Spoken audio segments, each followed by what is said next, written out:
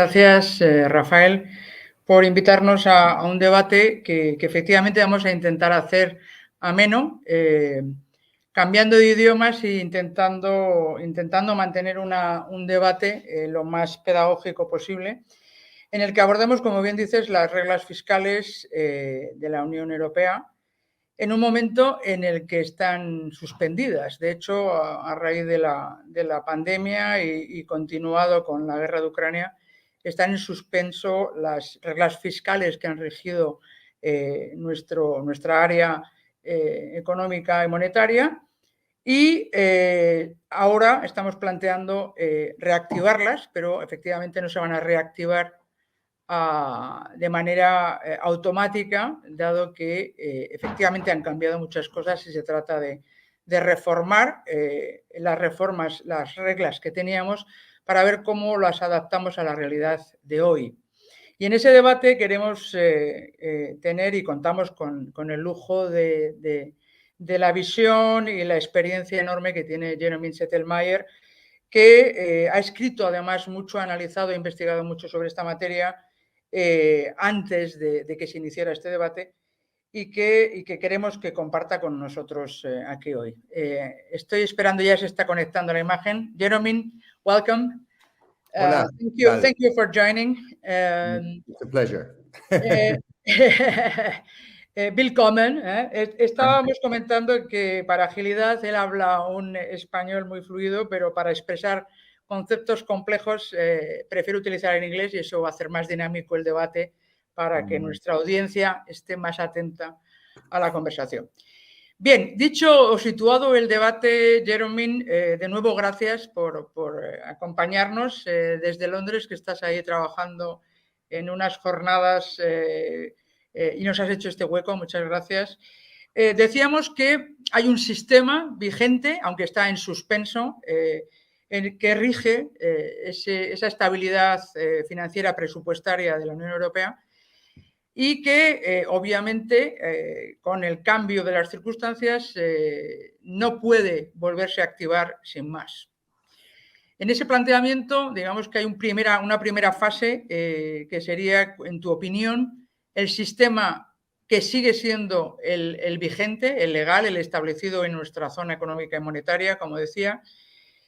¿Qué es lo que consideras en un análisis previo necesario a cualquier reforma? ¿Qué es lo que ha funcionado? ¿Qué es lo que no ha funcionado y por qué?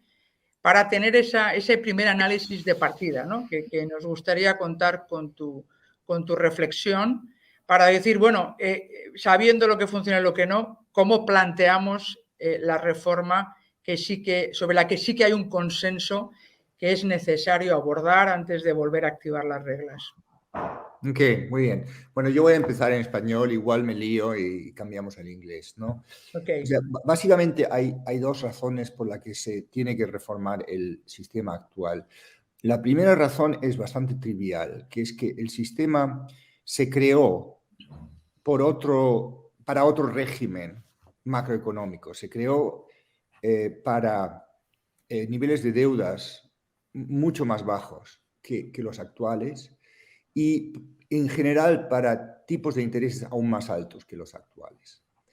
Y eso significa que la parametrización del sistema no encaja en la situación actual y sobre todo lo que haría el restablecer las reglas que se revisaron por última vez hace más o menos una docena de años, alrededor del 2011-2012, sería un ajuste brutal en países con deudas muy altas. Italia, pero incluso Francia o España ahora, ¿no? Sobre todo la famosa regla del 5%, 1/20th rule, que hay que ajustar cada año como mínimo la 20 parte, ¿cómo se dice? 20ª parte de la diferencia entre el nivel de deuda actual y la meta o el techo de 60% del PIB, ¿no? Bueno, eso es una razón. Pero naturalmente lo que sí se podría hacer es simplemente cambiar la parametrización para que suframos menos y reintroducir una versión del sistema antiguo. Pero la razón más fundamental para cambiar el sistema de forma más completa es que la verdad es que nunca ha funcionado muy bien y nadie está satisfecho con este sistema, ¿no? Los conservadores fiscales no están satisfechos con el sistema porque el sistema no consiguió prevenir o evitar los niveles de deuda muy altos que tenemos en la Unión, y algunos de ellos contribuyeron a la crisis del euro en el 2010-2012, ¿no? O sea, la crisis del euro fue un fenómeno mucho más amplio, más complicado que solamente una crisis de deuda soberana causada por déficits y deuda del Estado, sobre todo en España, donde los niveles de deuda eran muy bajos, pero sí en algunos países, sobre todo Grecia, Italia hasta cierto punto, Portugal hasta cierto punto contribuyó, ¿no? Y entonces el sistema no funcionó como sistema para prevenir crisis. Por otra parte, el sistema sí fue bastante, digamos, constraining, ¿no? O sea, le sacó flexibilidad a la política fiscal en cuanto a la capacidad de manejar recesiones, no impidió la compresión de la inversión pública en recesiones. Algunos dicen que la hizo peor. Y además era muy difícil de implementar porque la forma técnica para impedir que recesiones se hicieran aún más peores a través de política fiscal contractiva era alrededor del concepto del déficit ajustado por el ciclo, ¿no? Y el conseguir, esto es algo que no puedes observar, ¿no? Eso es algo que tienes que estimar mientras que lo estás haciendo, ¿no? En real time. Y esto salió muy difícil, es muy sensible a errores y si lo haces mal puedes hacer una recesión peor, ¿no? O sea, era un sistema ineficiente, difícil de manejar. Y después hay este debate que si el sistema falló porque es un sistema intrínsecamente malo o porque no fue bien implementado, ¿no? O sea, digamos, la anticrítica germánica a la crítica del sur es, bueno, la verdad es que el sistema está bien, vuestra implementación estuvo mal, ¿no? Pero claro, estas dos cosas no se pueden separar, ¿no? No fue bien implementado porque los países no tienen mucho incentivo de implementar un sistema que en realidad no está muy bien hecho.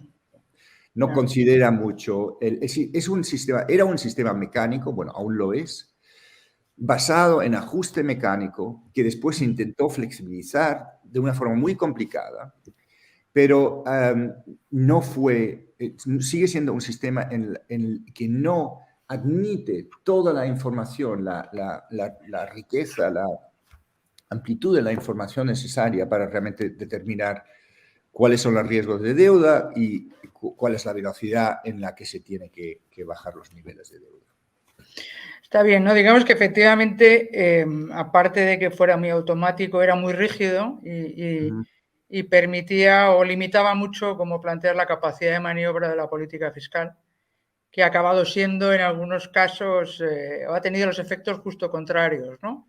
Yo creo que además está muy en la sociedad esa visión de la crisis, y al final la verdad es que justo por esto, porque si lo implementabas al pie de la letra, claro, salía tan rígido que no lo podías hacer. O sea, al final la solución era que la Comisión Europea y los países se lo arreglaban de alguna forma, negociaban alguna solución, ¿no? Que estaba hasta cierto punto fuera de las reglas, ¿no? Y esto otra vez llega a la protesta del norte, que digamos que la Comisión que hace sus chanchullos con los países, que es intransparente y todo esto, ¿no? O sea, nadie estaba contento con este sistema. Bien, dicho así, además del elemento que has comentado, que me parece relevante, de que estaba diseñado para otro régimen económico, y no solo por parámetros, ¿no? Están pasando otras muchas cosas, sí. Llevan a un planteamiento como el que hemos visto de algunos de tus papers, ¿no? De tus análisis que has hecho, en estos años precisamente de pandemia.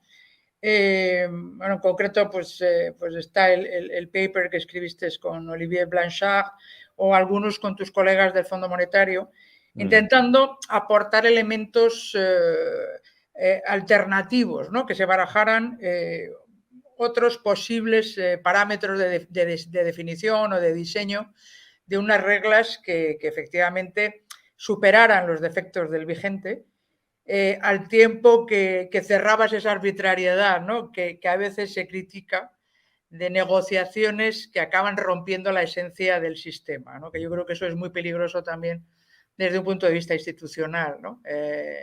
Tienen que ser reglas claras pero suficientemente flexibles y respetarlas para que la propia institución salga reforzada y no debilitada, ¿no? Y yo pasaría a este punto, ¿no? Desde esa, que por eso nos es especialmente valiosa tu aportación, desde ese análisis, ese estudio con expertos que tú has liderado y que ahora también disfrutamos en el Bruegel, que yo soy consejera y tengo esa suerte. ¿Cuál sería el enfoque principal, en tu opinión, para desarrollar esa reforma de las reglas fiscales, que teniendo en cuenta todo lo aprendido con el sistema vigente sea aplicable y aporte algo positivo en este momento de Europa que es tan complejo, por otro lado, y que necesita de agilidad, de flexibilidad, pero de fortaleza, ¿no? Ya. ¿Cuál es tu Bueno, enfoque? básicamente en nuestros trabajos con Blanchard, lo que nosotros decíamos es que necesitas un sistema que siga un poco más, digamos, el sentido común, ¿no? O sea, necesitas enfatizar mucho el ajuste fiscal si tienes riesgos fiscales muy altos. Si no, necesitas menos. La velocidad en la que tienes que hacerlo depende un poco del ciclo y también depende de la urgencia del ajuste, en el sentido de riesgos altos lo merecen más, ¿no? Después, el próximo paso del argumento es que el asesoramiento, asesoramiento, perfecto. El diagnóstico del riesgo fiscal no se puede basar solo en el nivel de la deuda, ¿ok? Porque para sostenibilidad de la deuda cuentan muchas cosas más, sobre todo el crecimiento esperado y el tipo de interés, ¿no? Esos son los factores más importantes. Y algunos países, y también la base de los inversores, ¿no? Hasta qué punto piensas que vas a tener problemas de liquidez y este tipo de cosas. La estructura de la deuda. Todo esto importa. Bueno, y para reflejar todos esos factores, existen métodos, ¿no? Normalmente se les llama un análisis de sostenibilidad de la deuda. O sea, nosotros propusimos que el riesgo se midiera según uno de estos métodos. Y esto simplemente significa que uno no se fija solo en un factor, sino en los 5 o 6 factores importantes, y que lo importante es un poco las expectativas también de lo que va a pasar, ¿no? El tercer elemento, que esto no estaba tanto en el paper con Blanchard, pero después en el paper con el fondo, y esto es un consenso en general en la literatura desde hace 10 años por lo menos, es que vas a necesitar una meta operacional, o sea, un ancla del sistema para que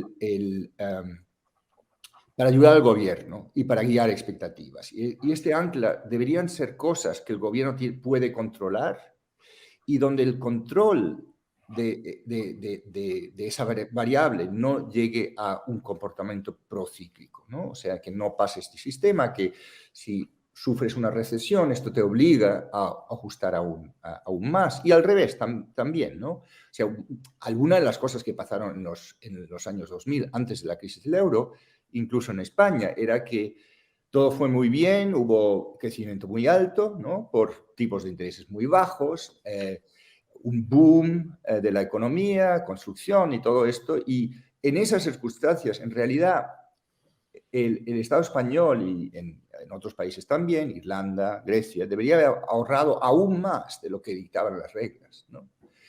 pero esto tampoco, un sistema que se focaliza en el balance fiscal, en el déficit, no te va a dar esta señal, ¿no? Entonces, la idea es que lo que te deberías fijar como Estado es el nivel del gasto, el gasto público, ajustado por elementos cíclicos del gasto, o sea, los sacas.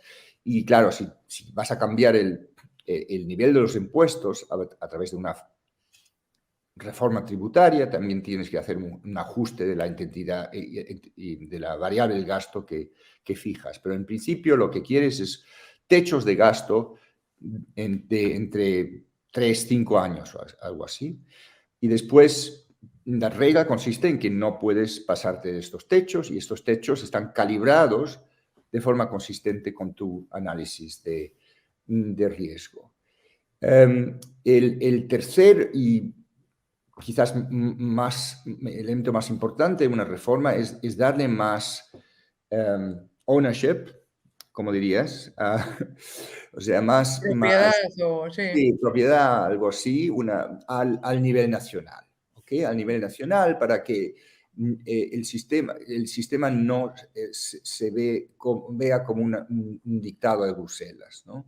Ahora, esto es un tema muy difícil y sensible porque al fin y al cabo el sistema está diseñado para sacar discreción a los políticos, ¿no? O sea, no puedes darle discreción total al nivel nacional porque al final el gobierno hace lo que le da la gana, o sea, eso tampoco, ¿no? Y entonces el arte es cómo hacerlo de forma que la discreción que entre en el sistema esté bien ejercida, ¿no? Y eso tiene que ver con instituciones nacionales, la calidad de instituciones nacionales, incluso la calidad de instituciones independientes. O sea, instituciones fiscales independientes como los tenéis en España, que son, yo creo que son bastante buenos, ¿no? Ok, o sea, esto es la visión. Ahora, implementar esta visión no es totalmente fácil porque lo complicado aquí es el ejercicio de discreción, ¿no? Entonces, ¿quién ejerce esa discreción? Nosotros pensábamos que o tenías que darle más poder al nivel central, quizás por alguna vía judicial, si un gobierno abusaba del sistema, o le tenías que dar más, enfatizar más instituciones independientes a nivel nacional. Sí, eso me llamó la atención y ahí sí que veía un poco la huella de tu origen, ¿no? Alemán, con la importancia que hay, por ejemplo, el Tribunal Constitucional, que Sí. en el caso... No, es verdad, ¿no? Y que tiene todo el sentido, Ya. pero que a lo mejor no para todos los países ese... Ya, no, tiene esa parte del paper con Blanchard no era muy realista. No, ¿no? pero me parecía interesante, claramente, y me parece especialmente inteligente, es decir, oye, al final el que ejerce, el que tiene la política fiscal, al menos en el nivel de aplicación y con un margen discrecional bastante amplio, es la autoridad a nivel nacional. Como tú bien dices, el desactivar esa idea de que es que vienen los hombres de negro de la comisión, eso creo que es muy positivo, desactivarlo. Y la dificultad es cómo refuerzas instituciones que sean independientes para que una vez que tienes unas referencias muy claras que te permiten tener una política fiscal a medio plazo razonable, puedas vigilar que esa discrecionalidad no se convierte en una arbitrariedad o veleidad, ¿no? O sea, yo creo que ese, como tú bien dices, ese equilibrio es el difícil, pero al menos introduces elementos más que de flexibilidad, de, ¿no?, customización, utilizando un anglicismo, de intentar adaptar lo que al final beneficia la estabilidad de la Unión Europea a las realidades concretas, ¿no? Yo creo que si he resumido bien la visión con elementos importantes que has dicho, de generación de expectativas con una referencia clara que te ancle como sistema y que es común a todos, ¿no? Porque entiendo que esa es la filosofía. Entonces, llegados a este punto, Jerome, la Comisión Europea lanzó en una comunicación que hizo en noviembre, digamos que lanzó el debate, porque lo que hace en realidad es abrir unas consultas con una serie de referencias para que, bueno, pues entre todos se vaya se vaya haciendo lo que sería una propuesta de modificación de esas reglas en las que tú, con tus colegas, habéis establecido estas ideas, estos planteamientos que acabas de comentar. Entonces, por actualizar a la audiencia, ¿cómo valoras el planteamiento que ha hecho la Comisión? Un poco en línea con esa apertura para dar flexibilidad y recoger buenas ideas, ¿no? ¿Qué es lo que consideras más valioso, lo que te parece menos apropiado y qué echas en falta, ¿no? Ese planteamiento o ese rodar el debate de las reglas fiscales. O sea,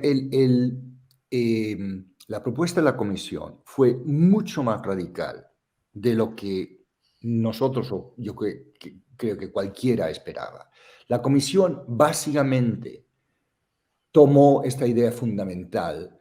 Vamos a dejar las reglas mecánicas, vamos a hacer una cosa basada en un análisis de riesgo informado por muchos factores, vamos a darle una gran importancia a análisis de sostenibilidad de deuda y vamos a implementarlo de esta forma que se focaliza en techos de gasto público. Es exactamente lo que ellos hicieron, ¿no? O sea, fue extraordinario, ¿ok? Ahora, el riesgo que ellos tomaron era un gran riesgo intelectual.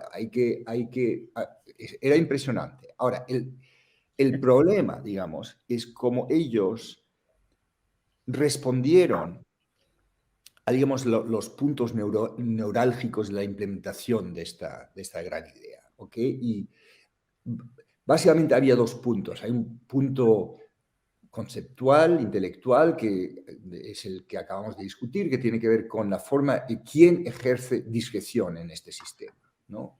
Hay alguna discreción inevitable, porque ya no tiene reglas mecánicas, quién ejerce la discreción.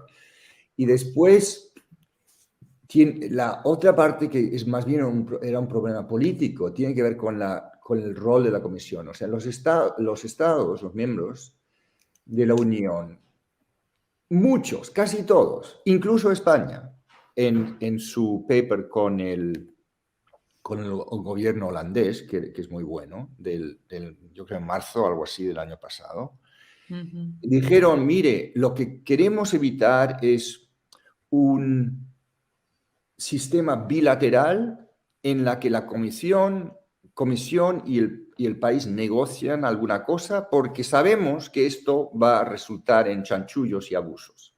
¿Ok? Ahora, lo que hizo la comisión con esta propuesta es resolver la pregunta que quién iba a decidir los puntos que no estaban totalmente fijados por el método, para darse a sí misma un rol aún más grande del que tenía en el sistema antiguo.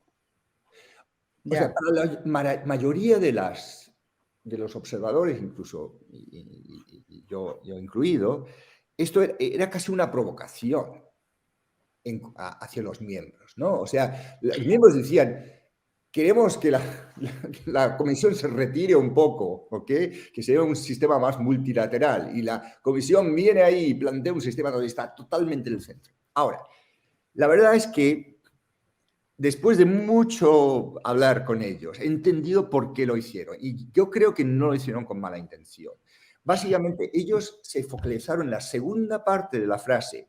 No queremos un sistema en el que la Comisión negocie con los países de forma intransparente y que salga algún chanchullo. O sea, ellos propusieron un sistema del que ellos pensaban iba a seguir basado en un rol muy fuerte de la Comisión, pero de una forma mucho más transparente que le iba a, como dices, tie the hands, ¿ok? Que le iba a sacar flexibilidad a la Comisión. Ella se quería sacar flexibilidad a sí misma para no ser acusada que ella iba a, después, en estas negociaciones, regirse su política, ¿ok? Que está fuera del sistema. Esto era la idea. Y para conseguir esto, propusieron que el primer paso del nuevo sistema era de que después de hacer todo este análisis de riesgo de la deuda y todo esto, Al final tienes que tener una respuesta a la pregunta,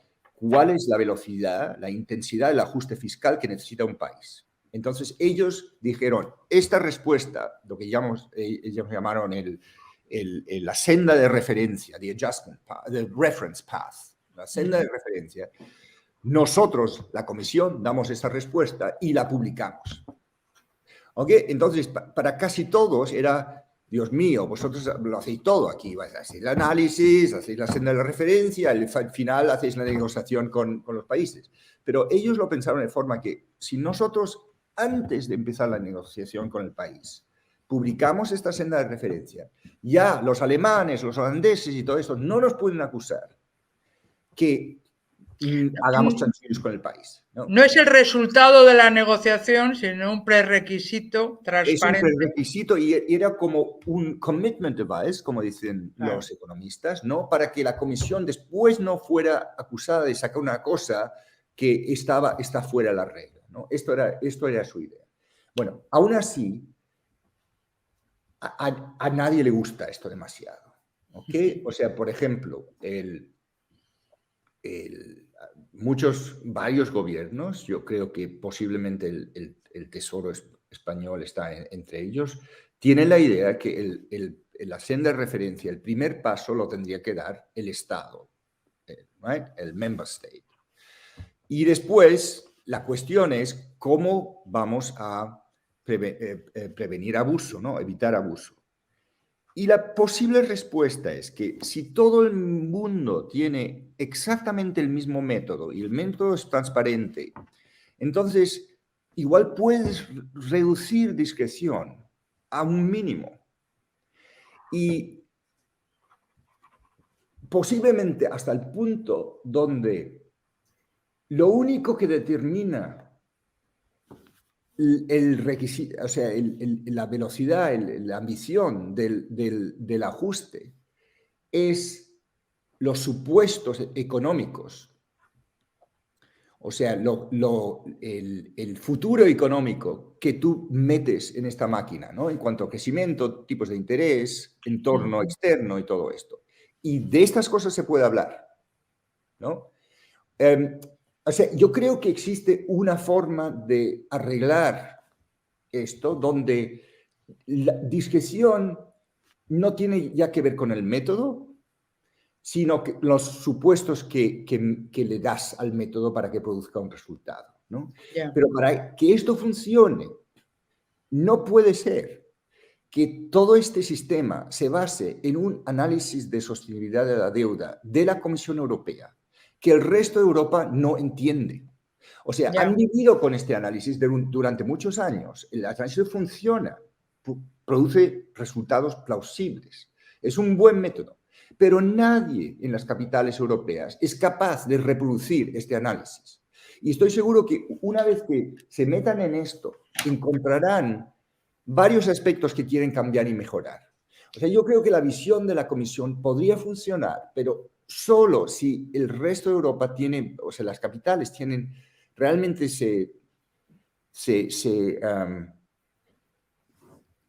they take ownership, ¿no? Se apoderan, no, se apropian. Sí.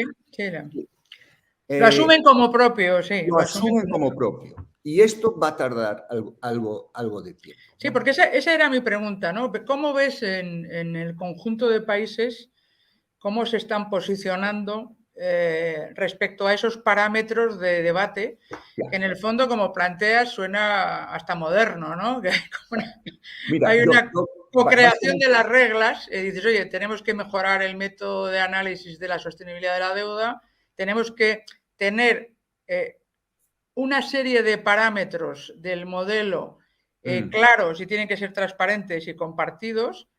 Y sobre eso tú tienes efectivamente que hacer lo tuyo para proponer incluso lo que estabas planteando al final, cuál es el análisis de sostenibilidad y cómo tú haces una propuesta de senda, ¿no? De consolidación fiscal razonable y que a los demás les parece razonable también, ¿no? Porque estamos todos en el mismo barco, ¿no?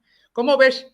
Porque es verdad que es como, en el fondo, dar, ¿no? El ownership, que has mencionado varias veces, es también dar un paso de madurez y decir, hombre, la comisión está y tiene determinadas funciones, vela por todos, pero al final son cada uno de los países y cada uno de los gobiernos los que tienen que asumir como propio este compromiso. No te lo van a imponer, tienes que ser capaz de fijarte tus propias obligaciones para contribuir a la estabilidad del conjunto, ¿no? ¿Cómo ves? Yo creo que está muy bien, has mencionado el paper, ¿no? De España con Holanda, con los Países Bajos, que causó, bueno, sorpresa, precisamente porque se supone que eran dos rivales que veían el debate de la, ¿no? De la austeridad, mal entendida como tal, de consolidación fiscal. Eso ya fue interesante en sí mismo. ¿Cómo ves el posicionamiento? ¿Dónde crees que ponen el peso o dónde está el debate para ti más delicado o dónde hay más acuerdo? ¿Cómo estás viendo la evolución del debate? Ya, bueno, yo creo que básicamente hay tres grupos. Primero, la cuestión es si aceptas la idea de tener un sistema basado en análisis de sostenibilidad o no. Y ahí yo creo que la gran mayoría de países lo han aceptado. O sea, o entienden el argumento, en principio, que un buen sistema basado en esto puede ser mucho mejor que de lo que teníamos antes. La excepción son los alemanes. Vaya. Y bueno, con Alemania o sea, no son tan predecibles. O sea, depende mucho de qué partido esté en ese ministerio. Ahí me estáis cambiando demasiado, ¿eh? Exacto. Bueno, pero digamos, la posición en el ministerio es un poco, no nos fiamos de estos análisis de sostenibilidad, no sabemos exactamente lo que pasa y hasta ahora tienen razón porque es algo que controla la comisión, ¿no? Pero también tiene que ver con esta idea de comunicación política, ¿no? Es mucho más fácil decir, mire, yo que sé, Grecia tiene un nivel de deuda de 180 puntos del PIB, tienen que bajarlo, que decir, mira, esto es complicado porque ya la deuda no está tan alta, pero el crecimiento potencial es bajo y los niveles o sea, es más fácil comunicar reglas sencillas que igual sostenibilidad. Eso es uno de los argumentos.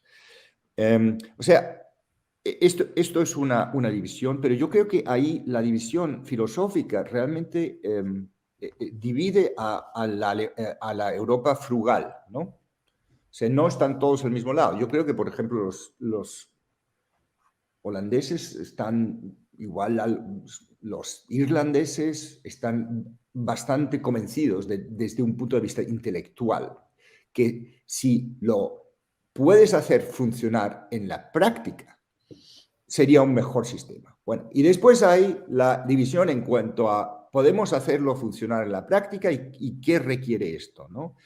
Y ahí básicamente tenemos países del sur que quieren máxima flexibilidad. No sé si esto caracteriza a los españoles o no, pero sí caracteriza a otros países en el sur. Y después tenemos un grupo de países que piensan que sí puede funcionar esto, pero si encuentras una forma de minimalizar la discreción que tendrían gobiernos y la comisión. O sea, dentro de este marco, o sea, básicamente la idea es, por lo menos en el primer paso, conviertes este aparato de análisis de sostenibilidad en una especie de fórmula, ¿no? O sea, lo aproximas otra vez a una regla, a menos que es una regla mucho más complicada, no se puede escribir con una sola fórmula, mucho mejor pensada, mucho más razonable, como sistema de predicción de crisis de deuda, es muchísimo más efectiva que una regla sencilla. ¿Por qué? Porque el mundo es complicado, ¿no? Y reglas sencillas no lo captan, ¿no? O sea, esto puede funcionar y hay forma que por lo menos al principio le quitas la discreción, después ves lo que sale y a partir de ahí puede haber una negociación si el resultado no es razonable, pero está basada en algo que sea derivado de forma objetiva. Está bien, no te estaba escuchando porque efectivamente, me lo decías al principio, no funcionó porque estaba mal diseñado o porque se aplicaba mal, ¿no? Yo creo que se está buscando ese equilibrio de un mejor diseño que efectivamente recoja lo que es una realidad compleja, y yo te diría que además cambiante, y tienes que ser capaz de Exacto, generar exacto. un modelo que recoja, ¿no? Como bien decías, esos elementos que no estaban en la mente de su diseño inicial y que al final han hecho que se diera la vuelta desde luego, a la intención en la práctica, ¿no? Y está este otro elemento que va a ser el difícil de las negociaciones, lógicamente, que es el grado de discrecionalidad y como te decía antes, yo creo que ese elemento, por lo menos en la mente de países tradicionalmente calificados como derrochadores, que eso yo creo que tenemos que ser capaces de superarlo dando ejemplo, ¿no? Hay que evitar la excusa de que quien me constriñe, quien me impide hacer una política más adaptada a la realidad es la Comisión Europea, que es la que al final decide. Todos esos temas yo creo que son contraproducentes con esa idea que has estado manteniendo en tu presentación de ownership, ¿no? Realmente yo creo que los ciudadanos tienen que asumir esa responsabilidad. Y bueno, es todo un reto, ¿no? ¿Cómo crees que van a ser los próximos pasos? Y ahora, ya enseguida vamos a pasar a la audiencia, que ya está empezando Yo a... creo que a nivel de ideas hay bastante aproximación, o sea, es todos esos malentendidos, que si la comisión, ¿por qué propuso esto? ¿Qué es lo que exactamente quería? Esto se puede solucionar hablando, ¿no? Y yo creo que ha habido bastante progreso en esto. Lo que no estoy muy claro es si cuánto margen político hay, sobre todo en Alemania, para un compromiso, ¿no? Y una pregunta, ¿no? Porque al final el debate político siempre se enreda con otras cosas y no sé si en Alemania realmente este debate está en el en el Bundestag, ¿no? Realmente se Yeah. está discutiendo sobre la necesidad de una revisión de las políticas fiscales. O sea, porque no hemos hablado luego del contexto, ¿no? Lo hemos hecho desde una visión de cápsula, ¿no? Nosotros, como Unión Europea, establecemos unas reglas, pero es verdad que estamos en un momento económico de mucho cambio que está rompiendo muchos tabúes sobre, por ejemplo, una mayor intervención pública, los grandes planes que han sido muy bien acogidos de apoyo en momentos muy difíciles, pero que han supuesto un gasto público importante que se ha mutualizado, o sea, han pasado muchas cosas en estos años. Y entonces mi pregunta era si realmente este debate está calando en la sociedad, o sea, de entrada en la clase política, por eso menciono el Bundestag, es decir, el Parlamento alemán está debatiendo estas cuestiones o sigue estando digamos, en el ámbito más de investigación académico y de policy makers. ¿Cuál es tu visión? Porque yo Yeah. ya te anticipo que este debate en España no está. Ya, yo creo que tampoco está mucho en Alemania, porque por el momento, ¿no?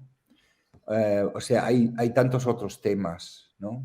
O sea, yo creo que el debate público sobre esto ha sido bastante, a nivel bastante de Muy exclusivo, expertos. ¿no? Sí, sí. Yo no creo que hay.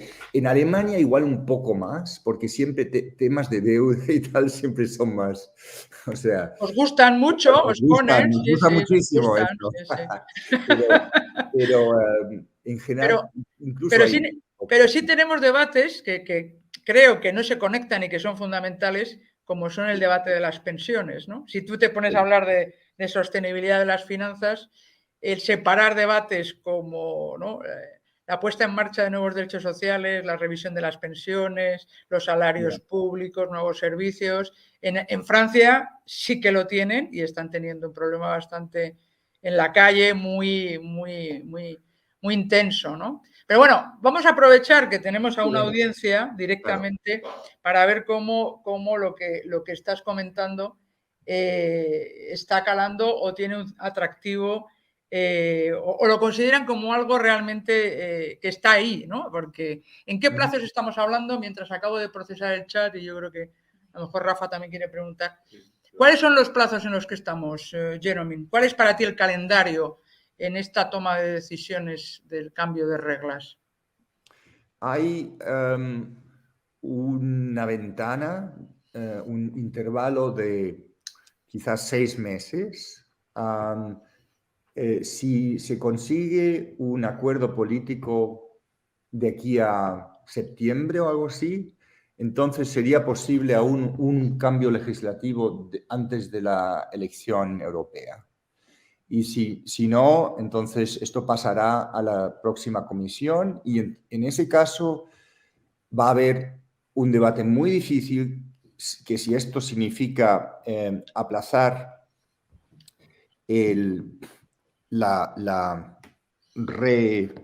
¿cómo se dice? ¿Sabes lo que decías al principio? ¿No? Que las reglas en el momento están set aside, suspendidas. ¿no? Suspendidas, ok. O sea, si esto significa alargar la Activarlas. suspensión un año más, ¿no? En teoría, este es el último año.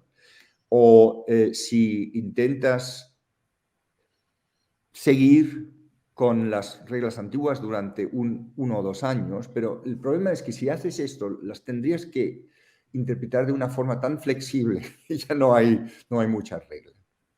Entonces, en tu opinión, ese sería el punto, ¿no? Mejor dejarlas suspendidas a aplicarlas como están. Yo creo que sí, pero la verdad es que da bastante igual. O sea, porque no las puedes aplicar al pie de la letra ya, ¿no? Te tienes que Entonces inventar. tendrías que negociar, Tendrías que negociarlo. Yo sin creo que método. realmente sería mucho mejor si consiguen ahora, en los próximos meses, algo, ¿no? Es un buen incentivo, ¿no? En eso que hablábamos Sí. al principio. Yo creo que hay que buscar buenos incentivos para generar buenas nuevas regulaciones, ¿no? Buenas reglas, porque es verdad que el no hacerlo supone un mal claramente mayor, ¿no? Muy bien. Rafa, ¿tú querías preguntar algo? Si no hay preguntas por parte de la audiencia, que siempre tiene prioridad en este observatorio, te quería, independientemente de que el diseño sea satisfactorio, que haya ownership por parte de las distintas capitales europeas, ¿no? Que los gobiernos puedan replicar el diseño de las reglas, su evaluación, etcétera. ¿En qué medida, en última instancia, las reglas serán operativas y serán creíbles en función de lo que termine dictaminando el mercado? Es decir, en última instancia, aunque la Comisión diga que un país satisface las reglas y el resto de los países digan que un país satisface las reglas, si hay un problema, porque los mercados que tienen que financiar las necesidades de un determinado país pues no están convencidos, pues habremos llegado a una mala solución. Es decir, las reglas no serán óptimas en la medida que no sean creíbles en última instancia por el mercado, ¿no? Ya, ok, mira. Iba a meter baza. En realidad lo que han propuesto lo llaman regla, ¿no? Y efectivamente incorpora una regla que es el expenditure rule. Pero el resto no es una regla, es lo que Blanchet y yo llamamos standard. Y el standard es una meta cualitativa. Y esa meta, casi con necesidad, tiene que convencer a los mercados, si es implementada de forma en la que está pensada. Y la meta es que el sistema produzca una reducción después de 4 años máximos de ajuste. Al cabo de 4 años, que produzca una reducción, un proceso de reducción de la deuda continuo y plausible, es lo que decían. La palabra plausible me parecía muy débil, pero resulta que ellos la eligieron por razones políticas. Lo que ellos realmente se refieren es que sea una reducción de la deuda continua, robusta a choques económicos. O sea, robusta, ¿ok? Y ellos lo describen en un box de la comunicación esto. Si eso es lo que sale del sistema, los mercados estarían contentos, porque este sistema casi está definido como algo que funciona, ¿no? Además, tienes que pensar otra cosa súper importante, que es que el famoso instrumento de protección de la transmisión del Banco Central Europeo. El IPT, ¿no? Lo llamáis en España, supongo. TPI. Este instrumento puede ser una forma de asegurar la implementación del sistema y también proteger contra accidentes, porque lo que el Banco Central Europeo dice es que si un país tiene deuda sostenible y se guía según las reglas fiscales, ellos se encargarían de cualquier turbulencia de mercado que no esté justificado por cambios fundamentales, ¿no? Esto básicamente es la propuesta. Y esto significa que, por una parte, si realmente existe una discrepancia entre si está bien implementada la regla y el mercado no se lo cree, yo creo que intervendría el banco. Intervendría el banco, claramente. Y por otra parte, si el mercado no se lo cree porque no han implementado bien la regla, no intervendría, ¿no? O sea, claro, todo esto depende de que las dos partes funcionen bien. La regla funcione bien y el Banco Central haga lo que ha prometido hacer. Que no puede haber errores, ¿no? Pero en teoría, la situación que tú acabas de describir no debería surgir por el rol del Banco Central Europeo y la definición de la regla.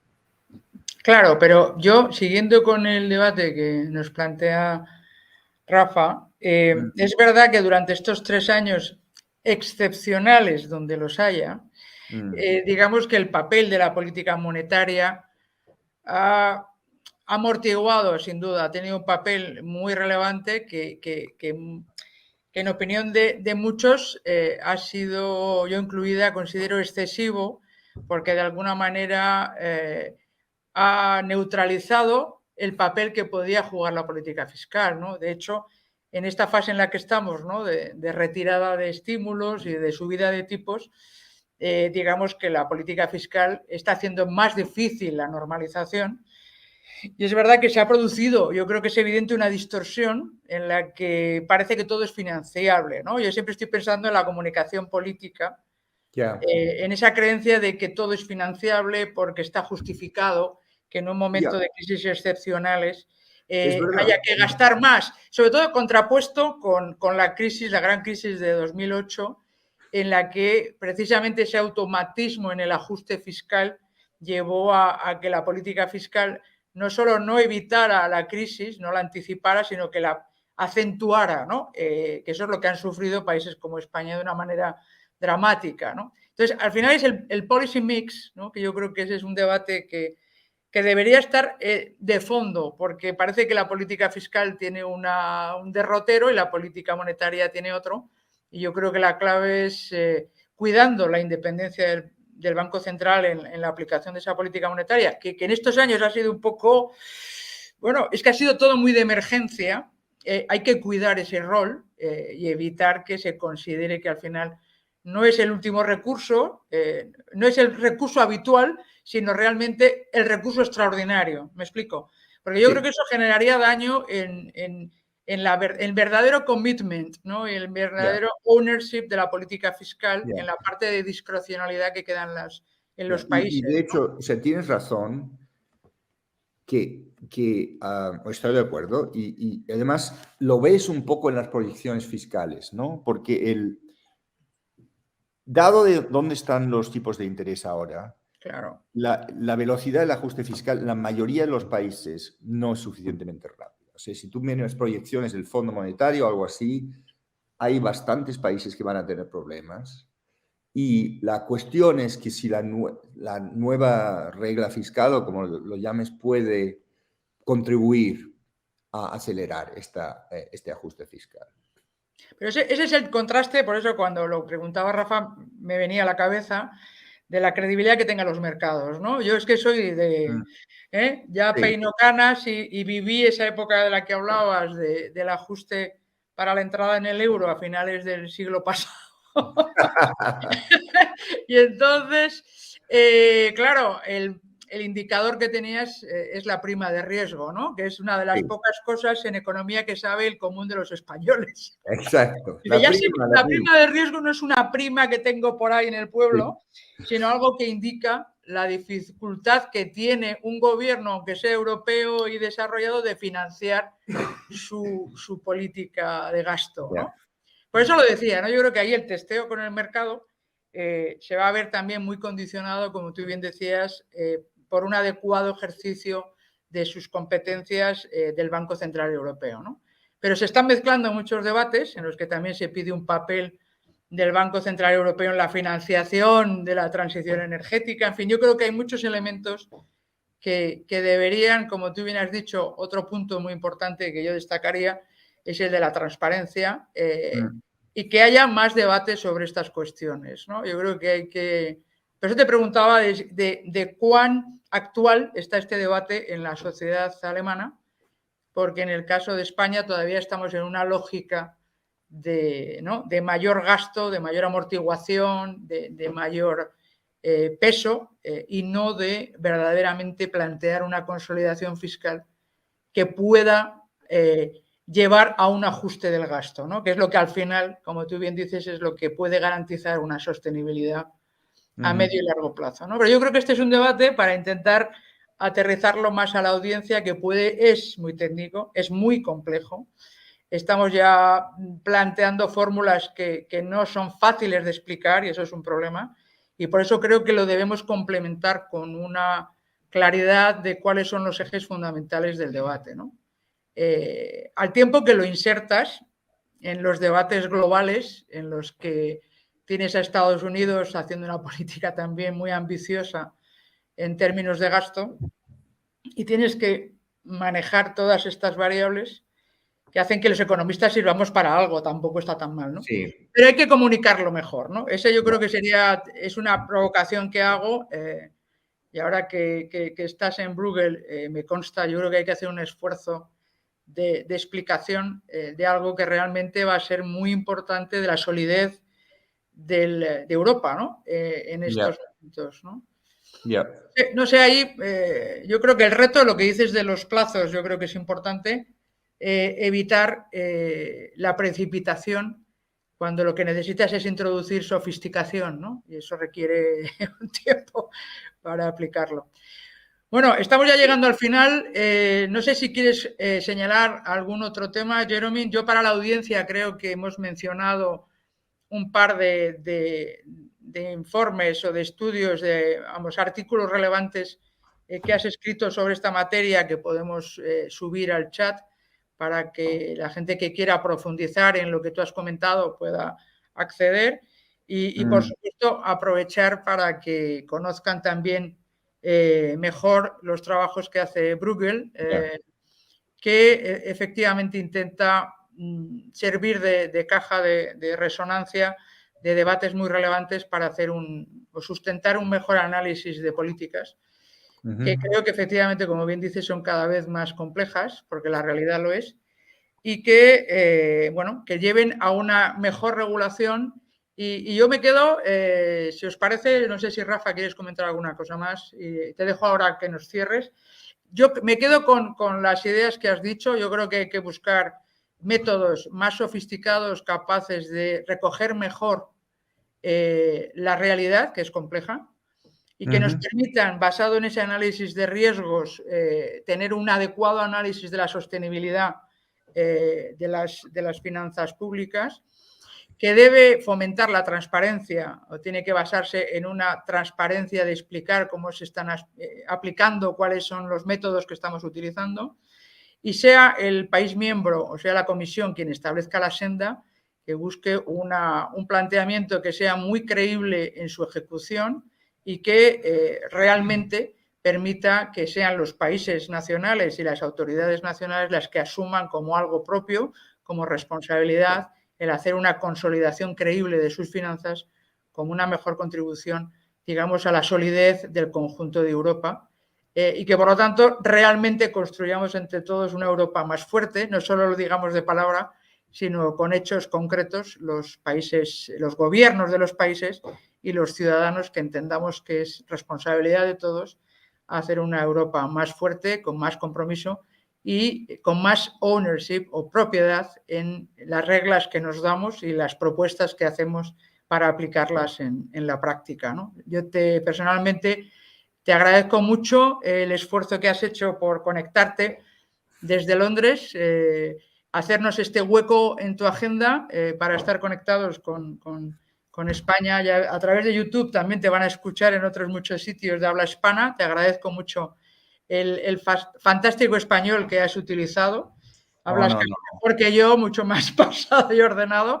Eso te va a dar una audiencia también interesante y te agradezco mucho, como te digo, tu participación y dejo a Rafa como presidente del observatorio que nos dé la bendición. Bueno, antes... Perfecto. Gracias. Antes de cerrar, le doy...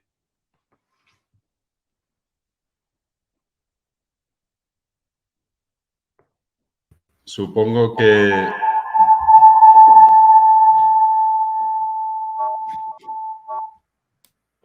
que Jeromín se querrá despedir. Le dejo un último turno de intervención a Jeromín para que pueda despedirse. Muchísimas gracias. Muchas gracias por tolerar a todo esto en español. Muchísimas gracias, Jeromín. La verdad es que ha sido un auténtico lujo tenerte hoy aquí en este observatorio. Quiero agradecer a Jeromín, a Elena y sobre todo a todas las personas que nos habéis acompañado. Y ya de entrada, pues en este caso de salida, os anuncio que el próximo día 23 de marzo tendremos una nueva edición del observatorio, en este caso para hablar sobre la nueva política industrial en Europa, en España.